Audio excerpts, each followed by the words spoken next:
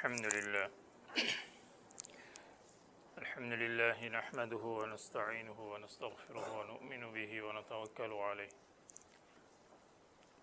ونعوذ بالله من شرور أنفسنا ومن سيئات أعمالنا ونعوذ بالله من شرور أنفسنا ومن سيئات أعمالنا من يهده الله فلا مضل له ومن يضلله فلا هادي له ونشهد أن سيدنا مولانا محمدا عبده ورسوله صلى الله عليه وسلم تسليما كثيرا كثيرا أما بعد أعوذ بالله من الشيطان الرجيم بسم الله الرحمن الرحيم وإذا سألك عبادي عني فإني قريب صدق الله العظيم وقال النبي صلى الله عليه وسلم اللهم بارك لنا في رجب وشعبان وبلغنا رمضان او كما قال علیہ الصلاۃ والسلام۔ بزرگوں، عزیزوں، دوستوں، اللہ رب العزت نے انسان کو اپنے سے مانگنے کا حکم دیا ہے، اور جو بندہ مانگتا ہے اللہ رب العزت اس کو عطا فرماتے ہیں، اس کی دعا کو قبول فرماتے ہیں۔ چنانچہ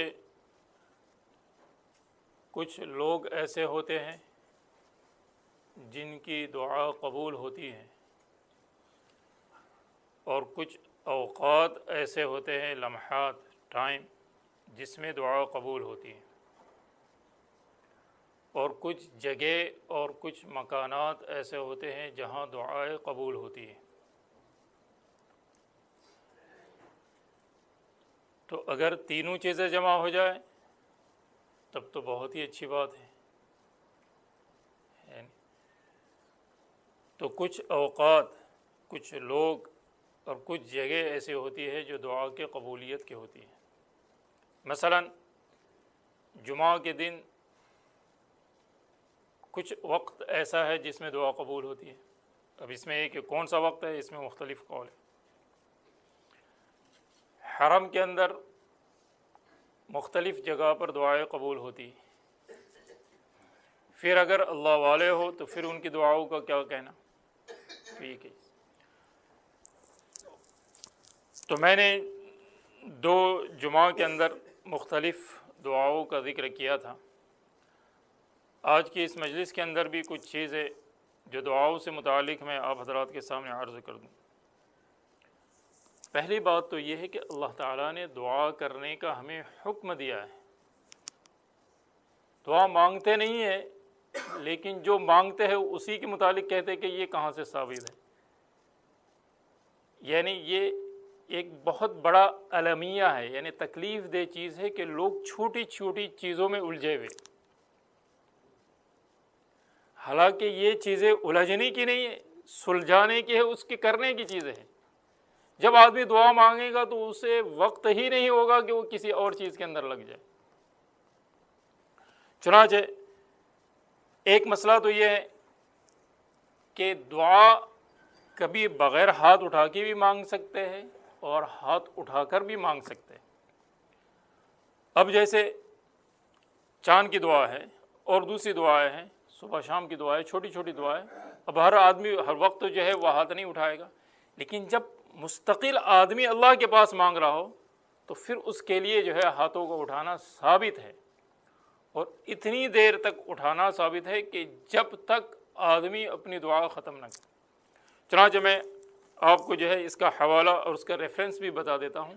اور ایسی چیزیں اگر کبھی پیش آ جائے اور لوگ کہے کہ یہ کیا ہے، تو اسے کہا جائے کہ بھائی آپ بھی اسکالر نہیں ہیں، آپ بھی عالم نہیں ہیں، میں بھی عالم نہیں ہیں، یہ جو اس کا جانکار ہے اسی سے اس کو معلوم کرو۔ فَاسْأَلُوا أَهْلَ الذِّكْرِ إِن كُنتُمْ لَا تَعْلَمُونَ، اگر تم نہیں جانتے ہو تو اہل علم سے پوچھو، جانکار سے پوچھو۔ فَاسْأَلْ بِهِ خَبِيرًا، جو اس کا ماہر ہے اسی سے معلوم کرنا چاہیے۔ تو بہرحال یہ میں آپ کو یہاں پر بتاتا ہوں کہ دعاؤں کے اندر جو ہے ہاتھوں کا اٹھانا اور اس طریقے سے جو ہے دعا کا مانگنا جو ہے وہ ثابت ہے۔ حضرت عمر رضی اللہ تعالی عنہ فرماتے ہیں کہ حضور اقدس صلی اللہ علیہ وسلم جب دعا فرماتے تھے تو اپنے دونوں ہاتھ اٹھاتے تھے، اور جب دعا سے فارغ ہو جاتے تھے تو دونوں ہاتھ اپنے چہرے پر پھیر لیتے تھے۔ اب اس کے اندر ہی امت الجھی ہوئی ہے۔ حضرت عمر رضی اللہ تعالیٰ عنہ فرماتے ہیں کہ حضور اقدس صلی اللہ علیہ وسلم جب دعا میں ہاتھ اٹھا لیتے تھے تو جب تک انہیں اپنے چہرے پر نہ پھیر لیتے تھے اس وقت تک نیچے نہ کرتے تھے۔ حضرت عمر رضی اللہ تعالیٰ عنہ فرماتے ہیں کہ میں نے نبی کریم صلی اللہ علیہ وسلم کو احجار الزیت، مسجد نبوی کے مغرب میں ایک جگہ کا نام ہے، وہاں دیکھا کہ آپ دعا مانگ رہے تھے اور آپ کی ہتھیلیاں منہ کی طرف تھی، یعنی اس طریقے سے جب آپ دعا سے فارغ ہوئے تو اپنے ہتھیلیاں اپنے منہ پر پھیر لی۔ حضرت عائشہ رضی اللہ عنہ فرماتی ہے کہ حضور اقدس صلی اللہ علیہ وسلم دعا میں اتنی دیر ہاتھ اٹھائے رکھتے تھے کہ میں تھک جاتی تھی، اتنی دیر تک دعا مانگتے تھے۔ اب تو ہماری دعا ہی کیا ہوتی ہے، 1 منٹ تو بہت زیادہ ہوگی، اگر کسی نے مانگی تو زیادہ 5 منٹ 10 منٹ، اس سے آگے تو اللہ ماشاء اللہ جس کو اللہ تعالیٰ توفیق عطا فرمائے۔ تو دعا بہت بڑا ہتھیار ہے، اور یہ جو ہے ہماری کمی ہے کہ ہم دعاؤں کے اندر بہت کم وقت لگاتے ہیں، ہمیں زیادہ سے زیادہ دعا مانگنی چاہیے۔ اجتماعی دعا کرنا، یعنی سب مل کر دعا مانگے، یہ بھی آپ صلی اللہ علیہ وسلم سے ثابت ہے۔ حضرت قیس مدنی رحمۃ اللہ علیہ کہتے ہیں کہ ایک آدمی نے حضرت زید بن ثابت رضی اللہ تعالیٰ عنہ کی خدمت میں حاضر ہو کر کسی چیز کے بارے میں پوچھا۔ انہوں نے فرمایا تم جا کر یہ بات حضرت ابو ہریرہ رضی اللہ تعالیٰ عنہ سے پوچھو۔ دیکھو وہاں پر بھی پوچھا جا رہا ہے جانکار سے، کیونکہ ایک مرتبہ میں حضرت ابو ہریرہ رضی اللہ تعالیٰ عنہ اور فلاں آدمی ہم تینوں مسجد میں دعا کر رہے تھے اور اپنے رب کا ذکر کر رہے تھے، اتنے میں حضور اقدس صلی اللہ علیہ وسلم ہمارے پاس تشریف لائے اور ہمارے پاس بیٹھ گئے تو ہم خاموش ہو گئے۔ پھر فرمایا جو تم کر رہے تھے اسے کرتے رہو، یعنی دعا مانگتے رہو۔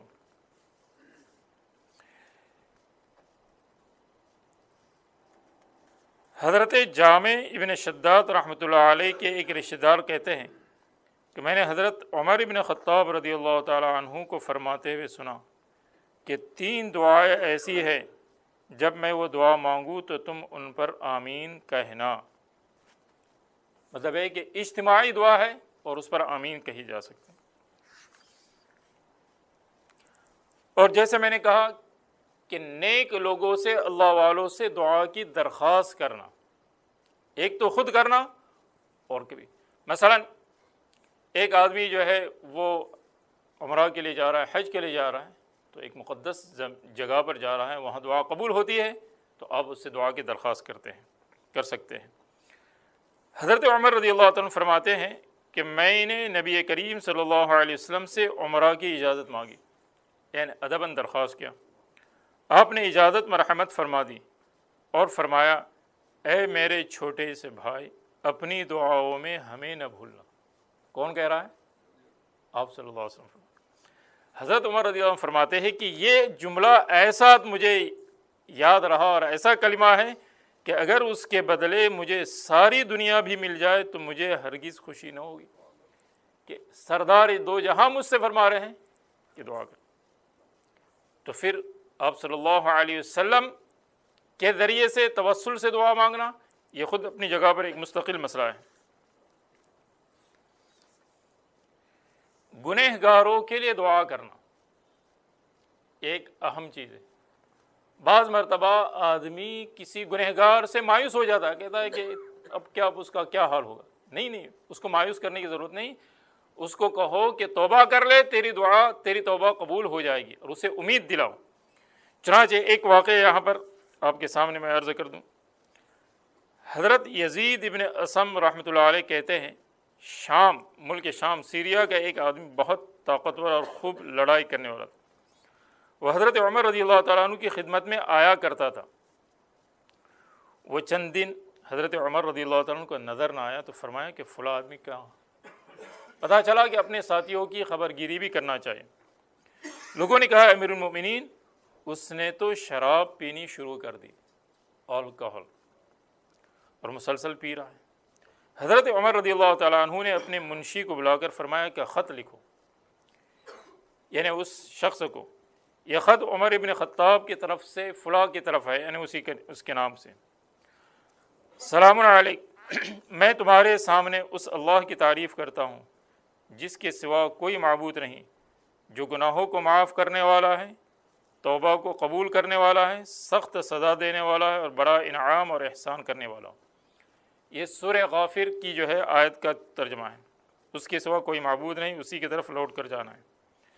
پھر حضرت عمر رضی اللہ تعالیٰ عنہ نے اپنے ساتھیوں سے فرمایا کہ تم لوگ اپنے بھائی کے لیے دعا کرو کہ اللہ تعالیٰ اس کے دل کو اپنی طرف متوجہ فرما دے اور اسے توبہ کی توفیق عطا فرمائے۔ جب اس کے پاس حضرت عمر رضی اللہ تعالیٰ عنہ کا خط پہنچا تو اسے بار بار پڑھنے لگا، اور وہ کہنے لگا کہ اللہ تعالیٰ تو گناہوں کو معاف کرنے والا، توبہ قبول کرنے والا، سخت سزا دینے والا ہے۔ اللہ نے مجھے اپنی سزا سے ڈرایا ہے اور معاف کرنے کا وعدہ فرمایا ہے۔ پھر اس کے بعد یہ فرمایا کہ یہ بار بار وہ پڑھتا رہا، اور اس نے شراب پینی چھوڑ دی، اور مکمل طور سے چھوڑ دی۔ جب حضرت عمر رضی اللہ تعالیٰ عنہ کو اس کی خبر پہنچی تو فرمایا ایسے کیا کرو کہ جب تم دیکھو کہ تمہارا بھائی پھسل گیا ہے، یعنی گناہوں میں لگ گیا ہے، تو اسے راہ راست پر لاؤ اور اللہ کی معافی کا یقین دلاؤ، اور تم اس کے خلاف شیطان کی مددگار نہ بنو، یعنی اللہ کی رحمت سے اسے نا امید نہ کرو۔ ہاں، تو یہ بھی ایک بہت بڑا جو ہے شیطان کا حربہ ہوتا ہے کہ کہتا ہے کہ اب تو وہ گیا نہیں گیا نہیں، ابھی بھی وہ باقی ہے، ابھی بھی اس کو امید دلاؤ اور اس کے ساتھ جو ہے اس کے ساتھ بھلائی کا معاملہ کرو۔ تو نیک لوگوں سے دعا کرنا اور گنہگاروں کے لیے دعا کروانا۔ نبی کریم صلی اللہ علیہ وسلم نے اپنی امت کے لیے دعائیں مانگی، جس کا جو ہے ہم ذکر اس میں پڑھتے ہیں کہ آپ صلی اللہ علیہ وسلم نے جو ہے عرفات میں دعا مانگی کہ اے اللہ میرے امت کے تمام لوگوں کی مغفرت فرما، یہاں تک کہ ظالم کے لیے دعا مانگی، لیکن عرفات میں یہ دعا قبول نہیں ہوئی تو مزدلفہ میں یہ دعا قبول ہوئی۔ اسی طریقے سے نام لے کر بعض صحابہ کے لیے دعا فرمائیں، حضرت ابوبکر صدیق رضی اللہ تعالیٰ عنہ کا نام لے کر دعا کی، حضرت عمر بن خطاب رضی اللہ تعالیٰ عنہ، حضرت عثمان رضی اللہ عنہ، حضرت علی رضی اللہ عنہ۔ اسی طریقے سے اور بھی بہت سے صحابہ کے لیے آپ نے نام لے کر دعائیں کی۔ کچھ دعائیں وہ ہیں جو آپ صلی اللہ علیہ وسلم کوئی مخصوص وقت اور کوئی فکس وقت نہیں ہوتا تھا، بلکہ بسا اوقات ان دعاؤں کو پڑھا کرتے تھے۔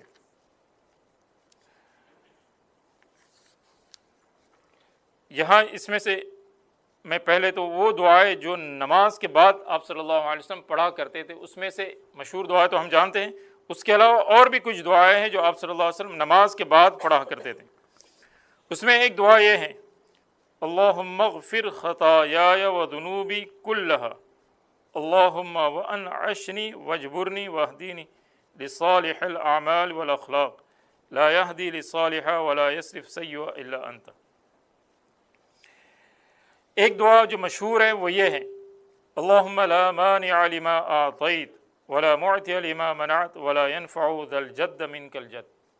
یہ فرض نماز کے بعد آپ صلی اللہ علیہ وسلم مانگا کرتے تھے، اے اللہ جو تو دے اسے کوئی روکنے والا نہیں، اور جسے تو روکے اسے کوئی دینے والا نہیں، اور کسی دولت مند کو اس کی دولت تیرے پکڑ سے بچا نہیں سکتی۔ اس کے علاوہ ایک دعا یہ بھی ہے، حضرت زید بن ارقم رضی اللہ عنہ فرماتے ہیں کہ حضور اقدس صلی اللہ علیہ وسلم نماز کے بعد یہ کلمات پڑھا کرتے تھے، اللہم ربنا ورب کل شیء انا شہید انک انت الرب وحدک لا شریک لک، اللہم ربنا ورب کل شیء انا شہید ان محمدا عبدک ورسولک، اللہم ربنا ورب کل شیء انا شہید ان العباد کلهم اخوہ، اللہم ربنا ورب کل شیء اجعلنی مخلصا لک واہلی فی کل ساعة فی الدنیا والآخرہ یا ذا الجلال والاکرام۔ اسمع واستجب اللہ اکبر اللہم نور السماوات والارض اللہ اکبر حسبی اللہ ونعم الوکیل اللہ اکبر. یہ دعائیں بھی جو ہے ثابت ہیں. اور اس کے علاوہ جو صبح شام کی دعا ہے اس میں سے میں نے اکثر حصہ اس سے پہلے ذکر کیا ہے. اس میں سے ایک دعا یہ بھی ہے. حضرت عبداللہ ابن عمر رضی اللہ عنہ فرماتے ہیں کہ میں نے حضور اقدس صلی اللہ علیہ وسلم کو صبح اور شام کی دعاؤں میں یہ دعا ہمیشہ پڑھتے ہوئے سنا، اور آپ نے اپنے انتقال تک اس دعا کو کبھی نہیں چھوڑا. اللہم انی اسألک العفو اللہم انی اسألک العافیہ فی الدنیا والآخرہ اللہم انی اسألک العفو والعافیہ فی دینی و دنیای و اہلی و مالی اللہم استر عوراتی و آمن روعاتی اللہم احفظنی من بین یدی ومن خلفی وعن یمین وعن شمال وعن فوقی واعوذ بعظمتک ان اغتال من تحتی.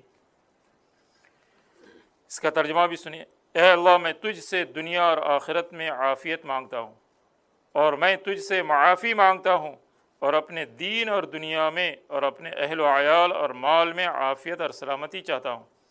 اے اللہ میرے عیوب کی پردہ پوشی فرما، میرے خوف اور پریشانی کو امن امان سے بدل دے.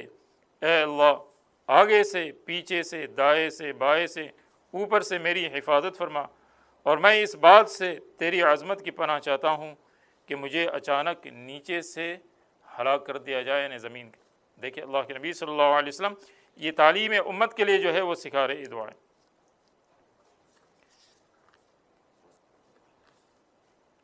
اسی طریقے سے آپ صلی اللہ علیہ وسلم سفر میں بھی دعا پڑھا کرتے تھے، اور جو حضرات سفر میں جاتے ان کے لیے رخصت کرتے وقت دعا پڑھا کرتے تھے. استودع اللہ دینک و امانتک و خواتم اعمالک، میں تمہارے دین کو اور تمہاری صفت امانت داری کو اور تمہارے ہر عمل کے آخری حصے کو اللہ کے سپرد کرتا ہوں.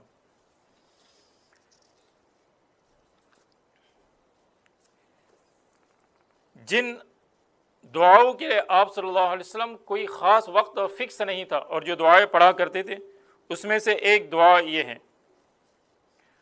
اللہم اصلح لی دینی الذی هو عصمت امری واصلح لی دنیای التی فیہا معاشی واصلح لی آخرتی التی فیہا معادی واجعل الحیاة زیادۃ لی فی کل خیر واجعل الموت راحۃ لی من کل شر. کتنی جامع دعا ہے.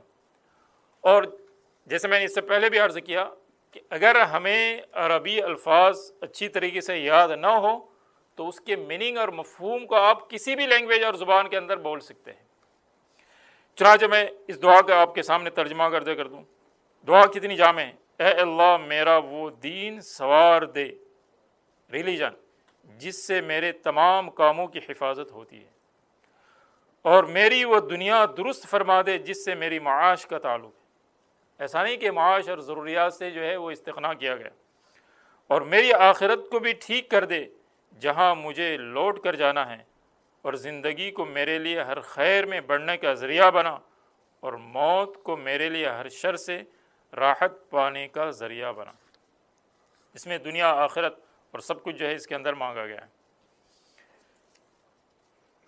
حضرت عائشہ رضی اللہ تعالی عنہ فرماتی ہے کہ حضور اقدس صلی اللہ علیہ وسلم یہ دعا مانگا کرتے: اللہم عافنی فی جسدی وعافنی فی بصری واجعلہ الوارث منی لا الہ الا انت الحلیم الکریم سبحان اللہ رب العرش العظیم والحمد للہ رب العالمین.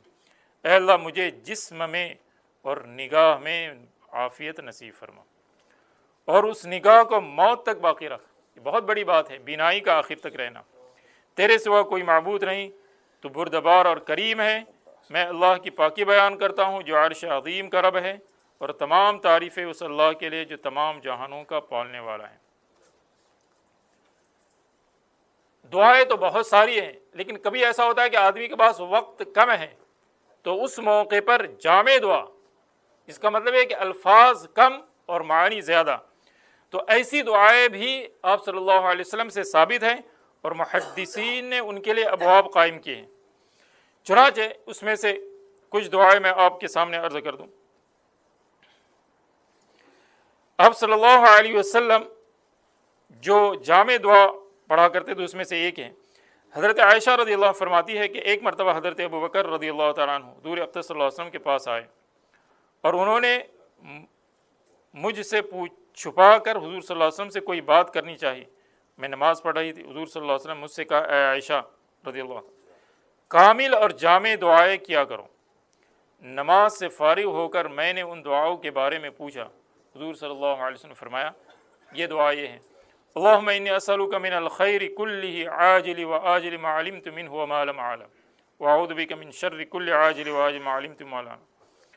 اس کا جو ہے ترجمہ میں آپ کو سناتا ہوں۔ اے اللہ، میں تجھ سے ہر قسم کی خیر، جلد آنے والی بھی اور دیر سے آنے والی بھی، جو میں جانتا ہوں اور وہ بھی جو میں نہیں جانتا ہوں وہ بھی میں مانگتا ہوں، اور ہر قسم کے شر سے تیری پناہ چاہتا ہوں، چاہے وہ شر جلد آنے والا ہو یا دیر سے آنے والا ہو، چاہے میں اسے جانتا ہوں یا نہ جانتا ہوں، اور میں تجھ سے جنت اور ہر اس قول اور فعل کی توفیق مانگتا ہوں جو جنت کے قریب کرے، اور دوزخ کی آگ سے اور ہر اس قول اور فعل سے تیری پناہ چاہتا ہوں جو دوزخ کے قریب کرے، اور میں تجھ سے ہر وہ خیر مانگتا ہوں جو تجھ سے تیرے بندے اور رسول حضرت محمد صلی اللہ علیہ وسلم نے مانگی ہے، اور ہر اس چیز سے تیری پناہ چاہتا ہوں جس سے تیرے بندے اور رسول حضرت محمد صلی اللہ علیہ وسلم نے پناہ چاہیے۔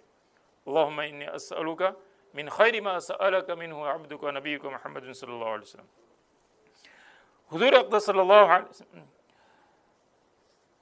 اور میں تجھ سے اس بات کا سوال کرتا ہوں کہ جس امر کا تو میرے لیے فیصلہ کرے اس کا انجام میرے لیے اچھا کر دے۔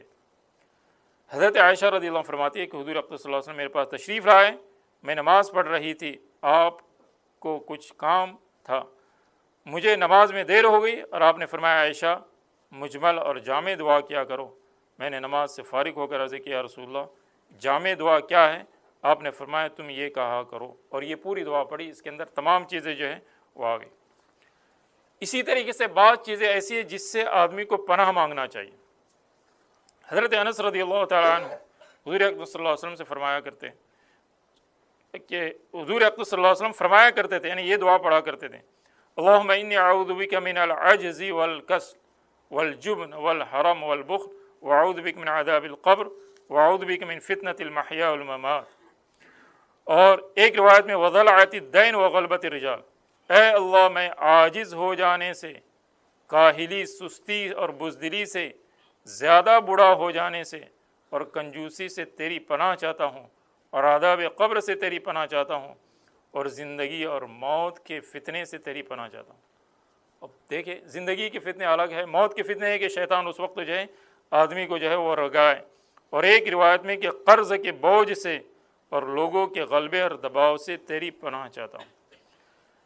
اس کے علاوہ بسا اوقات ایسا ہوتا ہے کہ آدمی بہت بے چین ہو جاتا ہے، بہت پریشان ہو جاتا ہے، تو اس وقت کیا پڑھے؟ تو ایک مختصر دعا ہے، یا حی یا قیوم برحمتک استغیث۔ ہر پرابلم، ہر پریشان اور بے چینی کا کتنا مختصر جملہ ہے، پڑھو اللہ تعالیٰ کی مدد آ جائے گی۔ کبھی ایسا ہوتا ہے کہ آدمی نیند کے اندر گھبرا جاتا ہے، پریشان ہو جاتا ہے، تو اس کی دعا بھی سن لیجئے۔ اب صلی اللہ علیہ وسلم فرمایا کہ جب آدمی نیند میں گھبرا جائے تو یہ دعا پڑھے، اعوذ بکلمات اللہ التامات من غضبہ وعقابہ وشر عبادہ ومن ہمزات الشیاطین وان یحضرون۔ یہ دعا ہے جو آدمی نیند کے اندر گھبرائے اس کے بعد۔ تو بہرحال کوئی ایسا موقع اور کوئی ایسی چیز نہیں ہے کہ جس کے لیے آپ صلی اللہ علیہ وسلم نے ہمیں دعا کی تعلیم نہ دی۔ بس اب کمی ہماری ہے، اللہ تعالیٰ سے دعا کیجیے کہ اللہ رب العزت ہمیں دعا مانگنے والا بھی بنائے، اور دعا پر جو اثرات ہے اور اس کے جو فوائد ہے اللہ تعالیٰ ہمیں اسے یقین نصیب فرمائے۔ وآخر دعوانا ان الحمد للہ رب العالمین۔